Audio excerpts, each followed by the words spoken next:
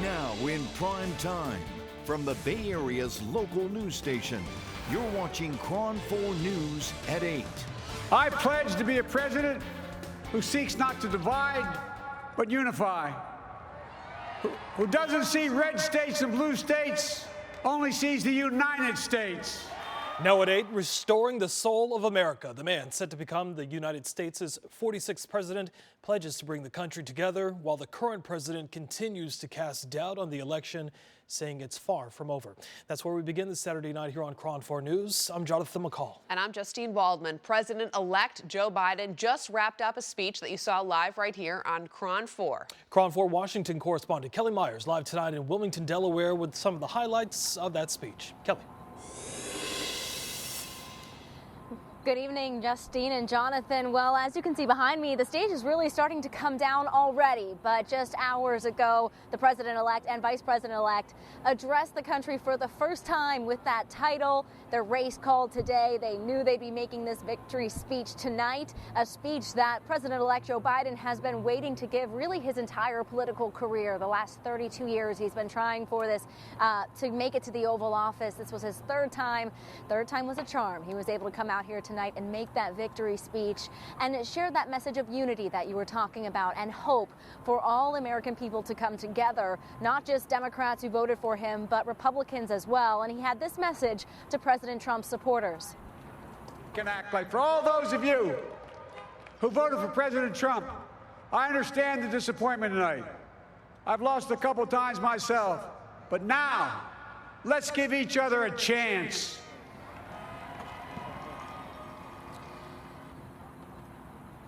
And not only a historic night for Joe Biden, but for his running mate, California Senator Kamala Harris, now vice president-elect. She's the first woman, the first black woman, and the first South Asian woman to hold that title. She said here tonight she may be the first, but she won't be the last. Yes, and we have particular interest in Kamala Harris. She is our senator and born and raised here in the Bay Area. Just curious, since Joe Biden kind of put out this olive branch during his acceptance speech tonight towards the Trump campaign, has there been any interaction between the two? Not that I heard of, and there, besides, that mention of just wanting to bring the country together to move past the rhetoric and the divisiveness, maybe some hints at the past presidency, but he really looked forward. He looked for some hope to unify the country going forward. He is looking forward to the transition, and he's also looking at tackling the pandemic, but really no mention of that conversation between the two. All right, Kelly Meyer live for us tonight in Wilmington, Delaware. Kelly, thank you. Thank you.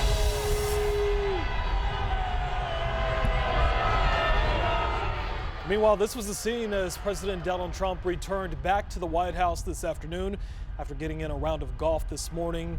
It was a very different scene than the one that he left this morning after losing to President-elect Joe Biden. As the president approached the White House, he was greeted with boos and chants of folks yelling "loser." It was a different view, as we mentioned, when he left his golf club in Virginia. There, Trump supporters cheered him on. Supporters, meanwhile, across the country have adopted the message of "this isn't over" and "stop the steal." President Trump is also not accepting defeat just yet. This morning, the president releasing a statement saying that this is far from over, reading in part that, quote, Joe Biden has not been certified as the winner of any states, let alone any of this highly contested state headed for mandatory recounts or states where our campaign has valid and legitimate legal challenges that could determine the ultimate victor. Trump said that starting Monday, his campaign will start prosecuting its case in court. The news of President-elect Joe Biden's victory over President Donald Trump has sparked celebrations in big cities across the country. Biden supporters flooded the streets, honking horns, dancing and popping champagne, and they've been out there in the Bay Area since 8:30 this morning. All day long, folks have been packing the streets to celebrate victory for Biden, but also for Bay Area native Kamala Harris, who is set to become America's first woman vice president. KRON 4's Dan Thorne is live for us now in San Francisco with a look at the celebrations. Dan, are they still out there tonight partying? Well, Jonathan and Justine, obviously the streets of the Castro are just a little bit louder here tonight. People are out here partying. They've been here throughout the day today, obviously very happy with the victory for Joe Biden and Kamala Harris. But the people that are here tell us that they are going to hold this new administration accountable. Elation in the streets of San Francisco as thousands celebrate Joe Biden's victory over Donald Trump. Oh my gosh, I'm so happy! People breaking out in dance and song and even made instruments out of pots and pans. It's such an exciting day. It's been such a challenging 4 years, and we in San Francisco have felt like our values just haven't been represented in this country. I'm feeling all the ways. I feel fantastic. I've been waiting for this day for 4 years. I feel really good. The spontaneous street party comes after a grueling wait for a final election result. Michelle Maine is glad the race is finally over. The last couple days I've just been patiently waiting, letting the process happen. All votes count, and it's important that they get counted. And then today happened, and I am thrilled out of my mind. Amid the colorful crowd, a serious tone could be heard. Addressing the COVID-19 pandemic, racial injustice, and climate change are some of the things that should be top of mind for the new president and vice president-elect. I really hope that things change. I don't want America to be divided anymore. I want us to understand each other. We're going to have to keep him accountable. Revelers say this party shows unity is coming to this country, and through a Biden administration, they're expecting change that's desperately needed. It's a good day for America, it's a good day for Americans, and it's a good day for the world. Well, as you can tell, there's not a lot of social distancing that's happening out here at this celebration, so that has brought about some COVID concerns. UCSF has put out some suggestions for people that are planning on attending these events, such as staying away from those that are not within your household and also wearing a mask. Reporting live in the Castro, Dan Thorne, KRON 4 News. We did it, Joe. You're gonna be the next president of the United States. Tonight, Bay Area native Kamala Harris is vice president-elect of the United States, and she posted that video to Twitter where she was congratulating President-elect Joe Biden over the phone and then giving her husband there a hug.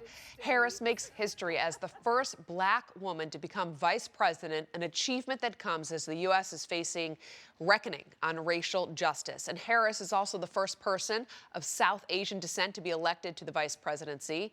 KRON 4's Gail Ong reports now from Berkeley, where Harris spent her childhood, on what this means for the Bay Area. It's a massive turnaround, a massive change to then see somebody in the White House and representing our country who not only looks like me, but has this really similar background of, you know, having professor parents and being both black and Indian, and it's like, wow. Vice President-elect Kamala Harris was born to a Jamaican father and Indian mother. The Bhandari family of Berkeley share similar ethnic backgrounds and have been supporting Harris from the start. We ran down here, Arushi and I, early this morning when we heard the news, with our pots and pans, and we were banging in celebration with all our neighbors came later. 16-year-old Abinashi and her 12-year-old sister Arushi gathered with their parents and neighbors at Arlington Circle in Berkeley Saturday morning. Arushi grew up going to Harris's rallies when she was senator. I also feel well protected knowing that there's somebody like me in power, because I never really felt like I could relate to any of the people that were leading our country.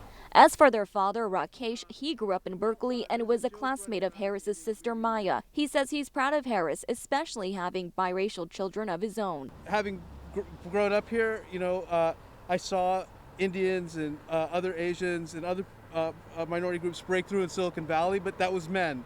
And I saw Obama break through, and that was a man. And now for Kamala Harris, a woman to break through, I think it is new ground, and I'm extremely excited for all young girls of color to have her as a role model. Meanwhile, Harris's childhood home in Berkeley had visitors Saturday, leaving messages of support in chalk. At Thousand Oaks Elementary School, where Harris attended, a sign reads Madame VP in front of a mural she shares with other influential women. And back here at Harris's childhood home in Berkeley, visitors continue to stop by, paying homage to the Bay Area native. Reporting in Berkeley, Gail Ong, KRON 4 News. During her victory speech tonight, Vice President-elect Kamala Harris said that voters ushered in a new day for America. So Congressman John Lewis, before his passing, wrote, "Democracy is not a state, it is an act."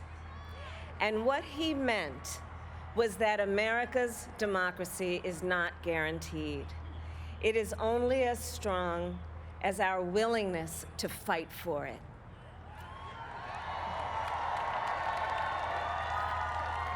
To guard it and never take it for granted.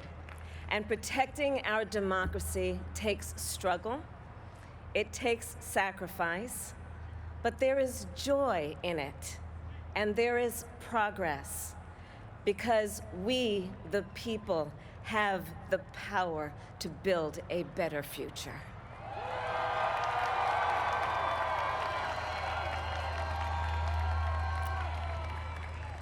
And when our very democracy was on the ballot in this election, with the very soul of America at stake, and the world watching, you ushered in a new day for America. And all day long, we've been watching folks who have just obviously been celebrating this historic moment in American history.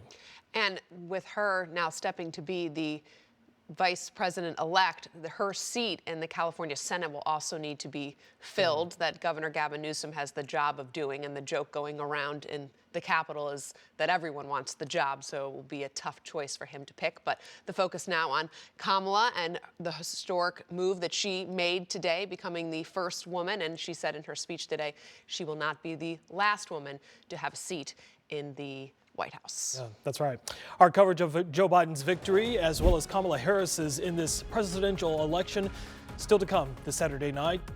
Still to come, Joe Biden's promise to the American people. And local lawmakers are also reacting to this historic day, how they plan to work with the Biden administration. That's coming up.